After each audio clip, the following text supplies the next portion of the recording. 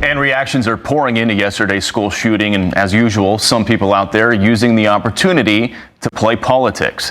Former Biden press secretary Jen Psaki spinning this tragedy into an attack on President Trump's crime crackdown in Washington, D.C. Peter Ducey joining us live at the White House with more on this. Hi, Peter. Bill, good morning. Jen Psaki did not wait for any information at all about the shooter or about the motive before she took to X to post the following: prayer is not freaking enough. Prayers do not end school shootings. Yeah, so they always can't help themselves. They have to let you know what they're thinking. A few moments ago on this stream, I did say that you can trace the degradation of safety in public spaces, schools, and so on, to the removal of God from the public space. Bible reading and prayer was taken out of public schools. The Ten Commandments was removed from courthouses and other public places because people who hate God don't want to see it and be reminded that they are breaking the Ten Commandments. And then you have Jen Psaki attacking prayer. That was what you guys did in the 60s that created this insanity. And she can't help herself. Look at what she's saying. Prayer is not freaking enough. This is the irreverence that the left celebrates and thinks is either punk rock or progressive. It's irreverent, and you know what? These are the people who need prayer more than anyone else because they are right there in the lap of Satan. Because when you say stuff like this in the middle of a tragedy and you're trying to make it political and spin it to your advantage, it's clear you have no soul. Prayers do not end school shootings. They do.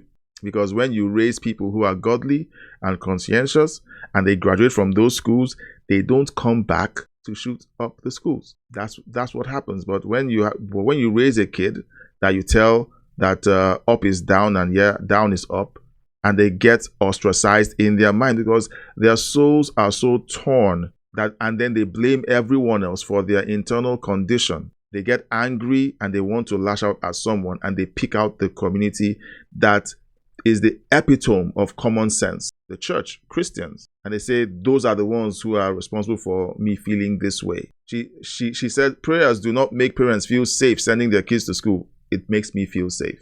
I pray for my kids every day. I sent off my two older kids to summer camp this year. They both went to two different summer camps each, both Christian camps. And I pray for them every day of their time at camp because prayer is a real thing. If you pray for your kids, the effect of that prayer is that God answers and protects your kids. That's how it works, Jen. That's how it works. If you don't know the power of prayer, you need to meet someone who does, have an open conversation, and learn that there's power in prayer.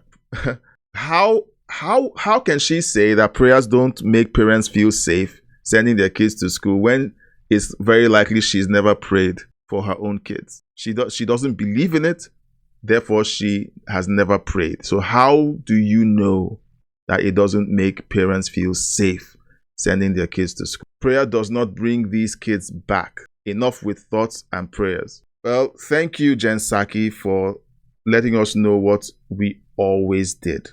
That you don't believe in God and that you hate people of faith. Let's keep listening.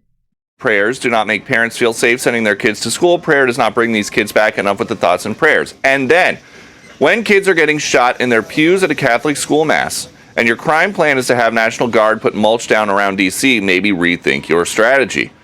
Minnesota is blue statewide, and the governor, Tim Walz, wasn't ready to make such a big jump. Receiving a call from President Trump, who was with his leadership team of the Attorney General and the Vice President, expressing their deep condolences amongst the horror that happened and an offer to provide the support to the folks here in Minnesota of what's needed. So Jen Psaki makes it political, attacks Trump, saying that, okay, you're sending the National Guard over here and they should actually be where? Like, this is the insanity that plays out on the left. Is the insanity that you see on the left. And it is crazy that they would actually do this in public and expect everyone to be like, yeah, we agree with what you just said, Jen. It just makes no sense. Of course, we heard now that President Trump called the governor, and him doing that is very presidential, very presidential.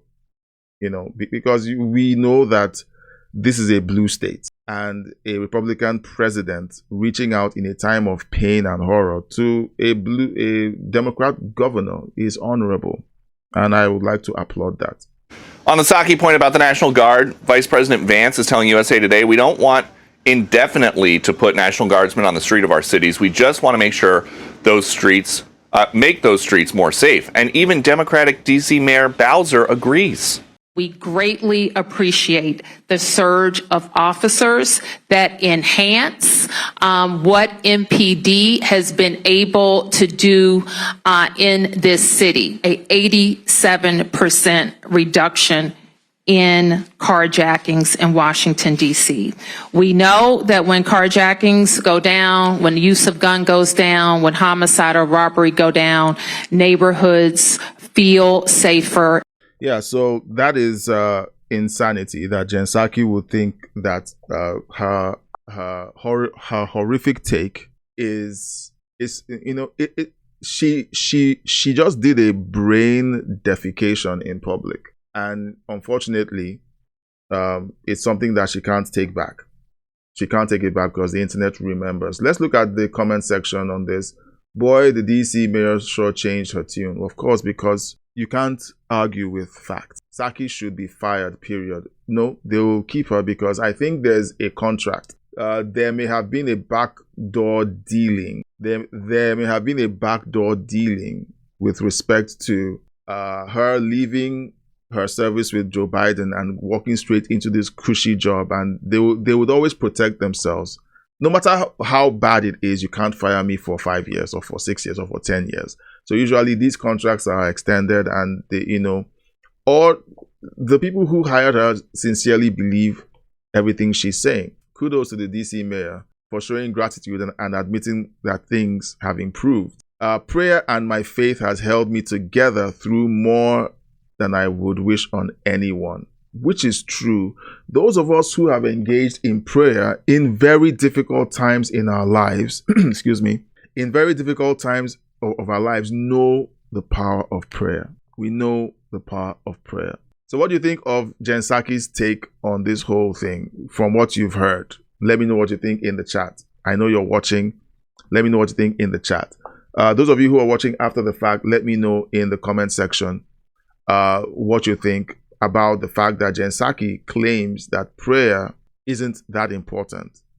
Roseanne Boyce says, prayers have been my rock for life in times of need. I thank God I can pray. Everyone needs Jesus. Everyone. And in times like this, when it's crystal clear that the reason why things like this happen is because of the way we've removed God from our lives. And then when bad things happen, we double down to say, this is why we don't need God in our lives. It is insanity. You took God out of your life, and because that happened, bad things took place. And then you double down to say, this thing that happened because I took God out of my life is why you don't need God in your life. You can't make this up. Like I keep saying, people on the left can't help themselves. Nobody will stop me from praying and keeping the victims in my thoughts. Yeah, so Jen Psaki, no matter how much she tries, she can't stop people who have actually benefited from prayer from taking advantage of it. I pray for my kids. I know the benefits. No matter how much she talks to her millions of followers on X, doesn't change the fact that prayer works and prayer changes things. Let me know what you think of this segment in the comment section.